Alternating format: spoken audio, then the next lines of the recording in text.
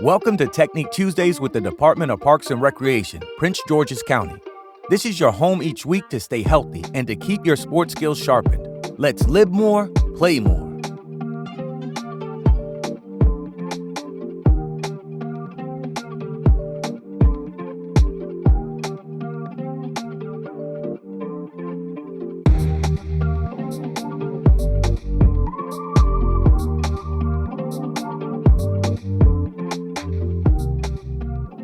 Hello, my name is Dr. Christopher Nelson.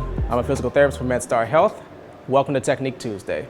Warming up prior to your exercise is a good way to prepare your body for the demands of your sport.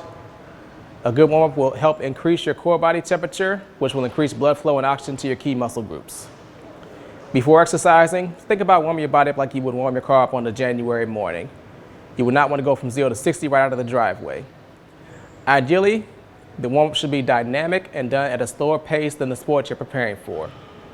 If you run track, take a couple laps around at a slower pace. If you play basketball, you can go through the layup line. If you play soccer, you can do high knees or butt kicks for short distances up and down the field. After going through the warm-up, this is the best time to start your stretching. Going straight into stretching without warming up may do more harm than good. When stretching, you want to focus on your major muscle groups, such as your calves, thighs, hips, low back, and your neck and shoulders. And make sure you stretch on both sides. You also make sure that you don't bounce. You want to stretch in a smooth movement. Bouncing as you stretch can injure the muscle and make the muscle even tighter. You want to make sure that you hold your stretch for an extended period of time. Breathe normally and hold each stretch for at least 30 seconds. In areas that are prone to injury, you may want to hold the stretch for a little bit longer. Don't aim for pain. You should feel some tension in the muscle, but not pain. If the muscle hurts, back off to the point where you don't feel any pain and then hold the stretch in that position. You want to make your stretches sport-specific. Some evidence suggests that it's helpful to do stretches involving the muscles that you use most in your sport or activity. If you play soccer or if you run track, you may want to stretch your hamstrings more often as they're more prone to injury. You also want to keep it with the stretching and do it regularly. Do it at least 2 to 3 times a week to help maximize your benefits. Now let's go through a few common stretches that you can add to your pre-sport routine.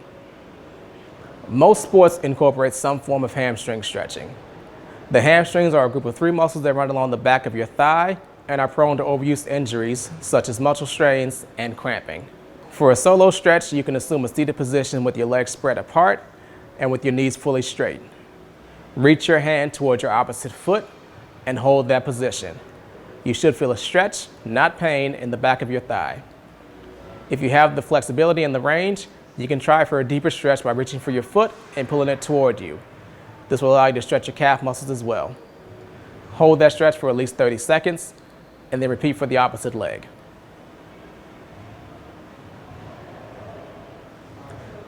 To stretch your quadriceps in the front of your thigh, you can stand on one foot while pulling your heel toward your butt and hold the stretch for 30 seconds.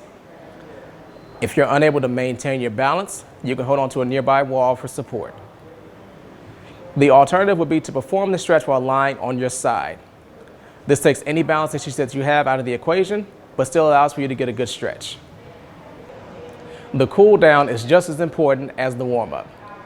After physical activity, your heart is still beating faster than it normally would, your body temperature is higher, and your blood vessels have expanded. This means that if you stop too fast, you could pass out or feel sick.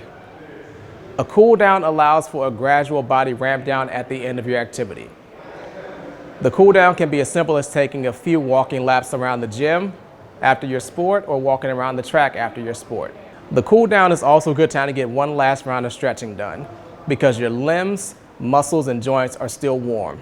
Stretching after your sport can help reduce the buildup of lactic acid, which can lead to muscle cramping and stiffness. Going through a proper warm-up, stretch, and cool down can help improve your performance while decreasing your risk of injury. Thank you for joining me on this Technique Tuesday. We'll see you next time.